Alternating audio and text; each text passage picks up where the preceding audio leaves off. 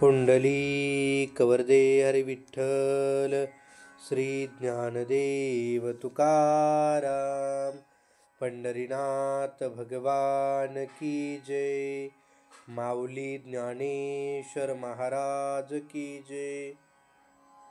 सार्थ ज्ञानेश्वरी अध्याय क्रमांक 1 ओवी नंबर 61 ते 70. अहो अर्जुनाची पांती, जे परिसनया योग्य होती, तीही कृपा करुणी संती अवधान द्यावे.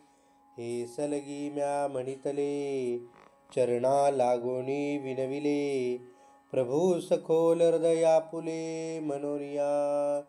जैसा स्वभाव माय बापांचा, अपत्य बोले जरी बोबडी वाचा, तरी अधिकची तयाचा संतोषाती.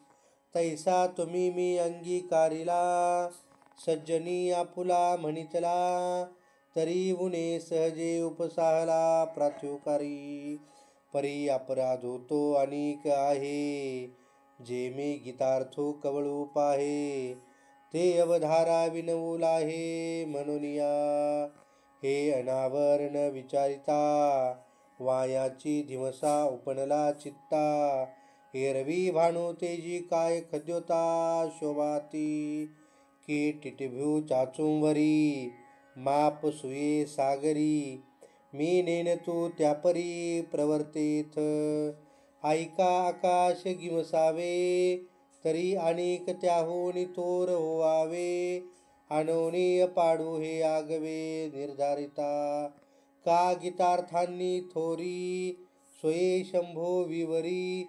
जेत भवानी प्रश्न करी चमत्कारोनी. रामकृष्ण हरी या ओव्यांचा आता आपण मराठीमध्ये अर्थ पाहूया, की ज्याचे अंतकरण स्थिर, गंभीर व प्रसन्न झाले आहे, तोच या कथेचे रहस्य जाणतो असे आम्ही समजतो. अर्जुनाच्या योग्यतेचे जे श्रोते असतील, त्या संतांनी कृपा करून माझ्या बोलण्याकडे लक्ष द्यावे.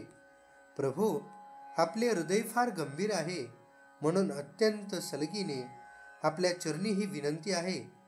ज्याप्रमाणे आपले मूल बोबडे बोलले, तरी आईबापाला त्याचा स्वभावता अधिक संतोष वाटतो, त्याचप्रमाणे तुम्ही संतांनी माझा अंगीकार केला असून, ज्या अर्थी मला आपला म्हटले आहे, त्या अर्थी माझे जे काही उणे असले, ते तुम्ही सहज सहन कराल.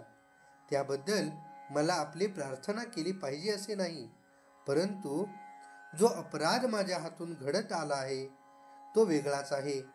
तो म्हणजे मी गीतेचा अर्थ स्पष्ट करू पाहत आहे आणि इकडे लक्ष द्या अशी तुम्हाला विनंती करत आहे.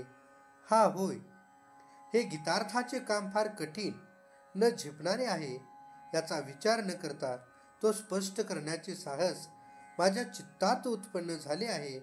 वास्तविक सूर्याच्या तेजापुढे काजवाचे ते तेज काय पडणार? किंवा ज्याप्रमाणे टिटवीने आपल्या चोचीने समुद्र कोरडा करण्यासाठी पाणी उपसण्याचा प्रयत्न करावा, त्याप्रमाणे मी अज्ञानी गीतेचा अर्थ सांगण्यास प्रवृत्त झालो आहे. अहो, आकाशाला कवटाळायचे म्हटले म्हणजे त्याहून मोठे झाले पाहिजे. त्याप्रमाणे वास्तविक पाहता माझे हे काम अवघड आहे. या गीतार्थाची थोरवी एवढी आहे की स्वतः शंकर त्याची चर्चा करीत असता भवानी पार्वती माताला चमत्कार वाटला आणि तिने शंकराला प्रश्न केला. पुढील भाग आपण पुढील व्हिडिओमध्ये पाहूया. आमचे नवनवीन व्हिडिओ पाहण्यासाठी चॅनलला लाईक करा, शेअर करा, सबस्क्राईब करा.